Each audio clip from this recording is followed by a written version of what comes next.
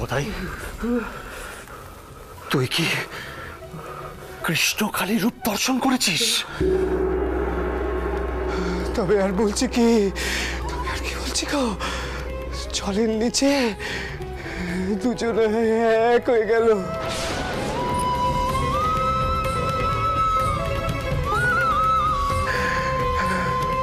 না না, আমি কি দেখলাম? আমার কি হচ্ছে গো? আমার কি হচ্ছে? আমার শরীর কেমন অস্থির অস্থির করছে। আমার শরীর কেমন অস্থির অস্থির করছে গো। শরীর অস্থির অস্থির করছে। কোথায় কোথায় তুই এই রূপ দর্শনের অর্থ বুঝিস নে? বুঝিস নে? না গো দাদা, না, আমি অর্থ বুঝতেও চাইনি গো, আমি অর্থ বুঝতেও চাইনি। ও বাবা গো, হরিদে হরিদে হরিদে হরিদে, যা না রে, যা যা, একটা ভেজা গামছা নিয়ে রে, একটা ভেজা গামছা নিয়ে। ও আমার শরীর যে পুড়ে যাচ্ছে রে, আমার শরীর পুড়ে যাচ্ছে রে, যা যা যা, আমার শরীর পুড়ে যাচ্ছে রে, যা। বড় বাবা, আমি যাই, আমি দেখি বদ্যি পাই কিনা। কৃষ্ণ কালী,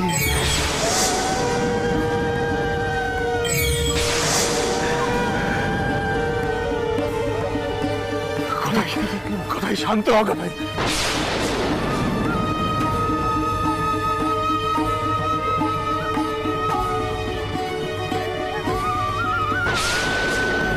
কোথায় শান্ত হ? জয় মা, জয় মা, জয় মা,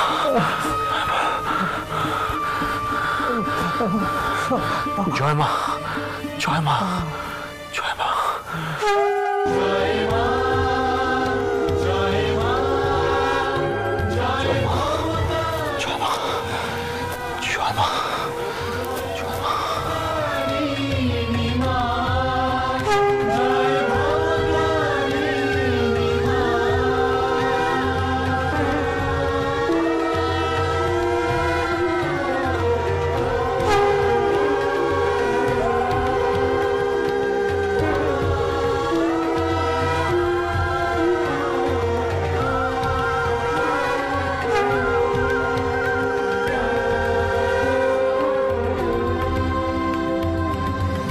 রামকুমার বাবু, গদাধর এখন কেমন আছে? সব এক। কেনারাম বাবু, আপনি? পুজোয় বসেছিলাম জানেন, যাতে গদাধরের মতো আধারের কানে বীজ মন্ত্র দেওয়ার জন্য নিজেকে প্রস্তুত করতে পারি। আর পাচ্ছি নে, কিন্তু মনে হলো যেন গদাধর আমাকে ডাকছে।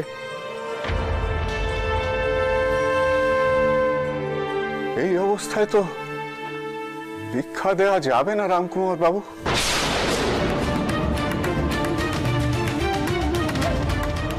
আগে ওকে শান্ত হতে হবে। অশান্ত হৃদয়ে বীজ মন্ত্রে কোনো সার্থকতা লাভ হয় না। সবে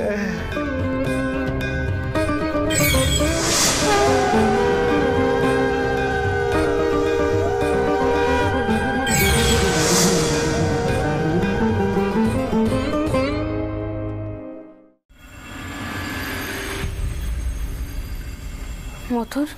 হ্যাঁ মা, বল। তুমি শুনেছো বাবা, গোবিন্দর বিজ্ঞ নামাতে গিয়ে চোর ঠাকুর অসুস্থ হয়ে পড়েছেন। সে কি? তিনি একটু ভয়ও পেয়েছেন জানো তো। রামকুমার ঠাকুর তিনাকে ঘরে নিয়ে গেলেন। তাহলে তো কবিরাজ মশাইকে ডাকা দরকার। দাঁড়ান, আমি এক্ষুনি ডেকে আসছি। না মথুর, কবিরাজ মশাইকে ডাকতে হবে না, আগে রামকুমার বাবুকে শুধিয়ে নি, তারপর না হয় ডাকবো। আমার মনে হয় এই অসুস্থতা স্বাভাবিক নয়। স্বাভাবিক নয়? এর অর্থ কি মা? এ হলো আধ্যাত্মিক জগতের ওটা পড়া। আমরা তো সাধারণ মানুষ, আমরা এসব বুঝবো না, কিন্তু আমি শুনেছি জানো তো, আধ্যাত্মিক জগতে যারা এগিয়ে থাকে তাদের দেহের মধ্যে নানা রকম বিকার হয়। চোর টাউরও তো সাধারণ মানুষ নয়। টিনার জন্ম নাকি টাউরের আশীর্বাদে হয়েছিল। মতুর এই কথাখানা রামকুমার টাউর নিজে আমাকে কয়েছে। তাছাড়া তাছাড়া তাছাড়া কি মা? দেখুন মা, আপনি জানেন আপনাদের এই অলৌকিক তত্ত্বে আমি বিশ্বাসী নই। আমার কাছে ছোট ঠাকুর একজন বড় মাপের মানুষ। তার মনে কোনো পাপ নেই, সহজ সরল, কোনো লোভ নেই। আর তার যদি শরীরে কোনো অসুখ ধরে তাহলে তাকে ডাক্তার দেখানো উচিত। আমি শুধু এইটুকু বুঝি। দেখুন মা, অন্ধবিশ্বাসের বশে কারোর অসুস্থতাকে অবজ্ঞা করা উচিত নয়, তাই না? জানো তোর রামকুমার ঠাকুর দৈব নির্দেশ পেয়েছে। তিনি আমাকে কয়েছেন তেনার পরবর্তী কালে নাকি খালি ঘরের পূজারী হবেন ছোট বচ্চাজি।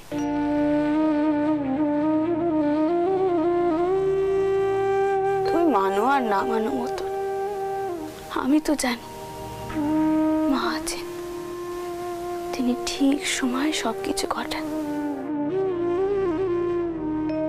তা যদি না হয় তাহলে এই মন্দিরও তৈরি হতো না, এই মন্দিরে পুজো কোনোদিন হতো না। আমরা যে সবকিছু ঘটিয়েছি এই দিমাগ যেন আমাদের কখনো না আসে, এই প্রার্থনায় আমি সর্বক্ষণ করে চাউরের কাছে।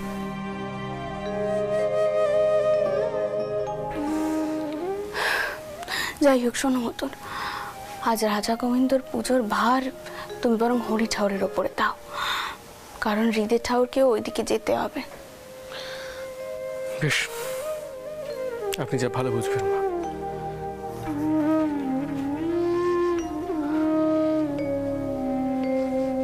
নিজেকে আর কতদিন অবিশ্বাসী কইবে মতো? আমার মন কইছে তোমার মনেরও পরিবর্তন হতে চলেছে, আর সেই দিন বেশি দেরি নেই। তা না হলে ছোট চাউরের অসুস্থতার কথা শুনে তুমি এত অস্থির হয়ে পড়লে কেন?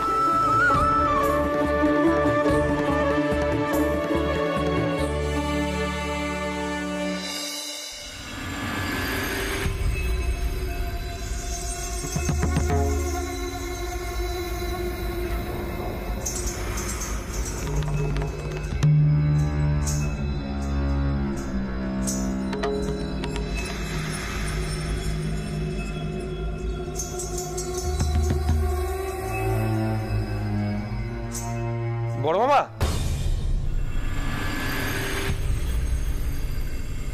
বড় মামা, হরি ঠাকুর গোবিন্দগড়ের পুজো করছে। ছোট মামা এখন কেমন আছে গো?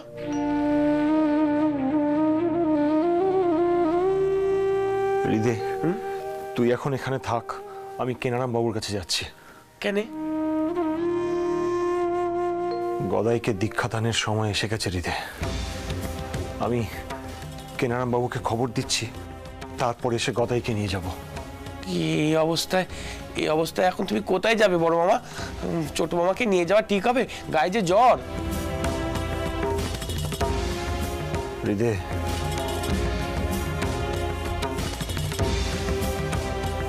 ওষুধ না পড়লে কি জ্বর ছাড়ে রে? গদাইয়ের কানে মন্ত্র দিতে হবে।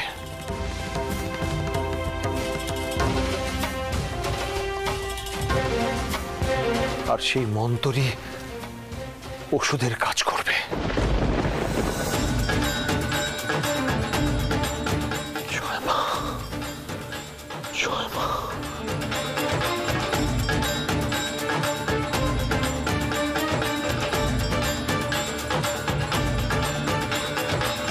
ওকে যে কালীঘরে আসতেই হবে হৃদয়।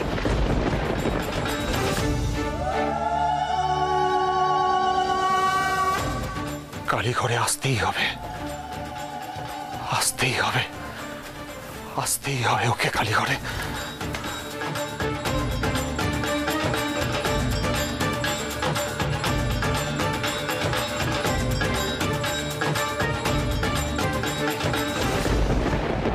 ছোট মামা, বড় মামা এই অবস্থায় তোমায় কোথায় নিয়ে যাবে কাউ দেখিনি। আমি যে কি করি।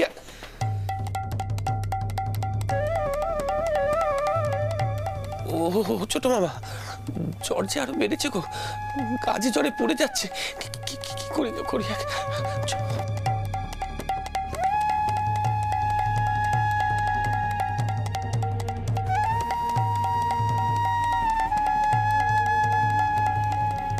ছোট মামা, এই তো ছোট মামা, ছোট মামা কিচ্ছু হবে না। ছোট মামা, ছোট মামা কিচ্ছু হবে না। ছোট মামা, কি দেখলাম, কি দেখলাম? ওই মেয়েটা, ওই মেয়েটা, ওই মেয়েটা কি করলো? ছোট মামা, আমি আমি আমি কালীঘর থেকে দূরে সরে থাকতে পারবো না, কালীঘর থেকে দূরে সরে থাকতে পারবো না আমি। ও ছোট মামা, ছোট মামা কি হয়েছে ছোট মামা? এই তো আমি, এই দেখো হৃদে, চিনতে পারছো না? ও ছোট মামা, ছোট মামা গো।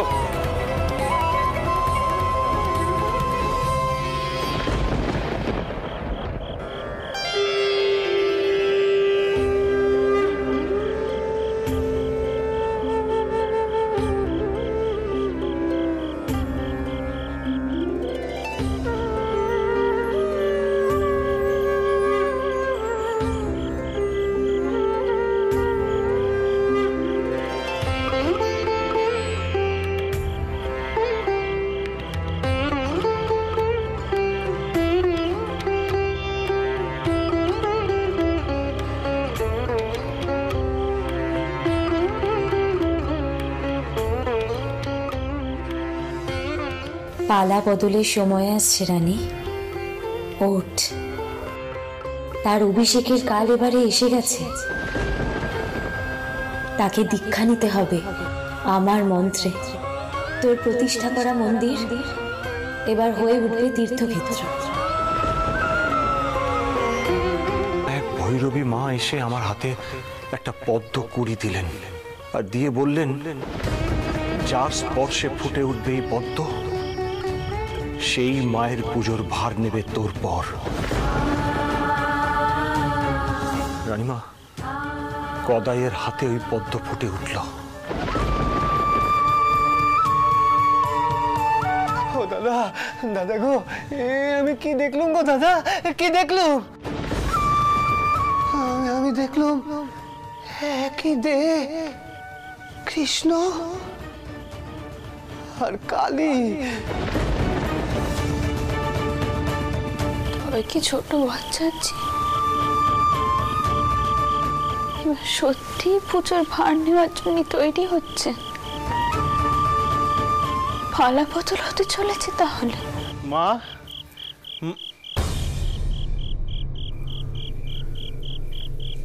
মা রাত তো হলো, আপনি যানবাজারে ফিরবেন না? মথুর, আমার মনখানা আজও বড় অশান্ত হয়ে আছে জানো। তাই আমি ভাবলুম আমি সারা রাত এখানে বসে আর জব করব। তুমি বাড়ি ফিরে যাও বাবা, আমি কাল সকালে গঙ্গা নিয়ে একেবারে বাড়ি ফিরব। মা, শুনলাম ছোট ঠাকুরের গায়ে বেশ জ্বর নাকি। আপনি যদি বলেন তাহলে আমি এখনো ডাক্তার ডাকতে পারি। না মথুর, আমি তো কয়েছি চাটুর্জি ঠাকুরকে সিদ্ধান্ত নিতে দাও। তুমি আর দেরি করো না বাবা, বাড়ি ফিরে যাও। সকলে না হলে চিন্তা করবে, আমি এখানেই রইল। যাও। বেশ,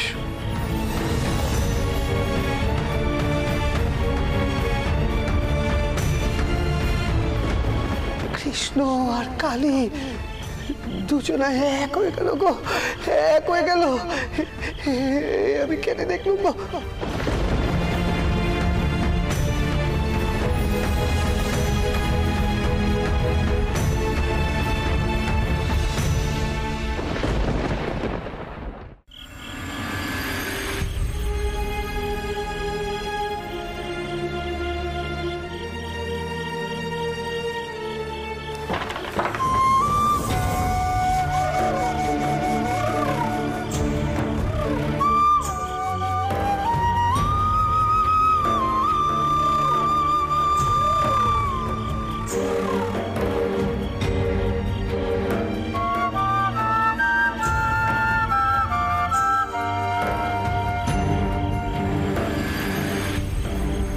অভিষেক কর তোর ভাই, দীক্ষিত কর তন্ত্র মতে। এই নে, এই প্রদীপ নিয়ে যা। এই প্রদীপ নিপতে দিস না রামকুমার, এই প্রদীপ নিয়ে গিয়ে তোর ঘরে রাখ।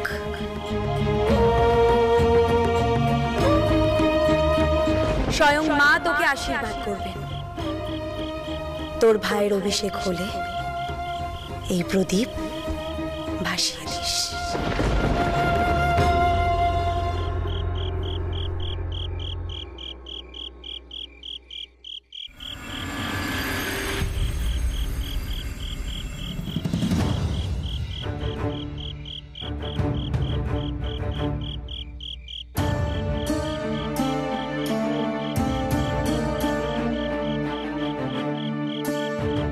চোখ খোল কথাই,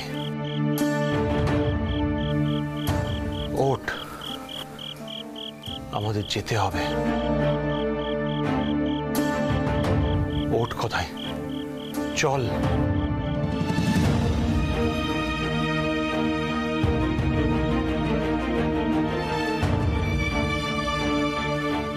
ওঠ কথাই, ওঠ, সময় হচ্ছে।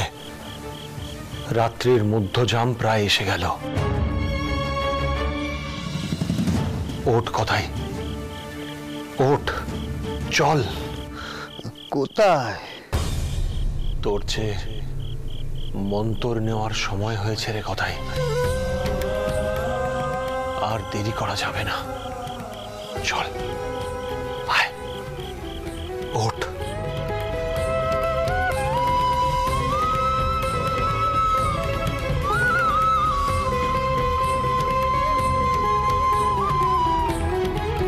আয়,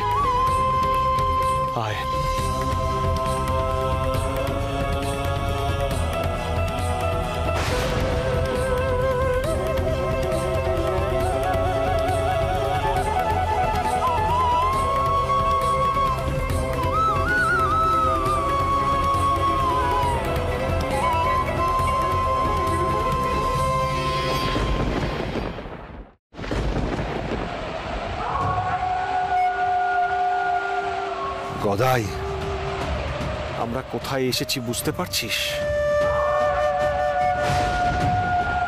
এ হলো মহা শ্মশান, মায়ের বাসভূমি।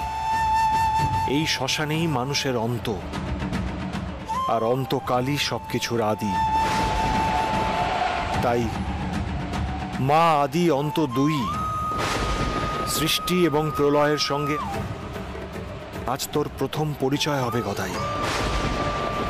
আয় আমার সঙ্গে।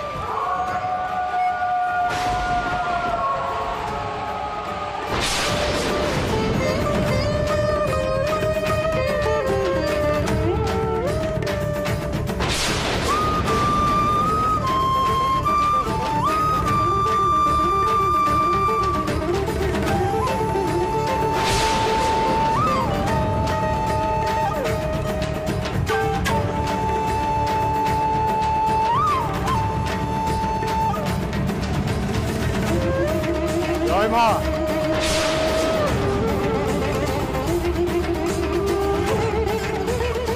আপনারা এসে পড়েছেন, আসুন। বস গদাই, বস।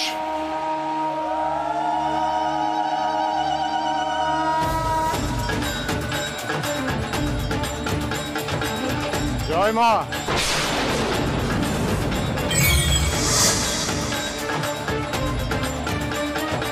তবে অনুমতি দিন রামকুমার বাবু। জয় মা।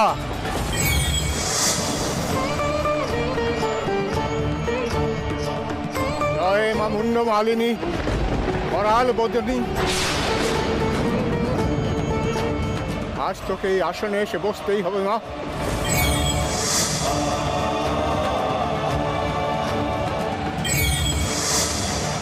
এই ঘটে তোকে প্রতিষ্ঠিত হতেই হবে। আজ তোর সন্তানকে তোর মন্ত্রে অভিষিক্ত করব। জয় মা। আশীর্বাদ কর মা, আশীর্বাদ কর।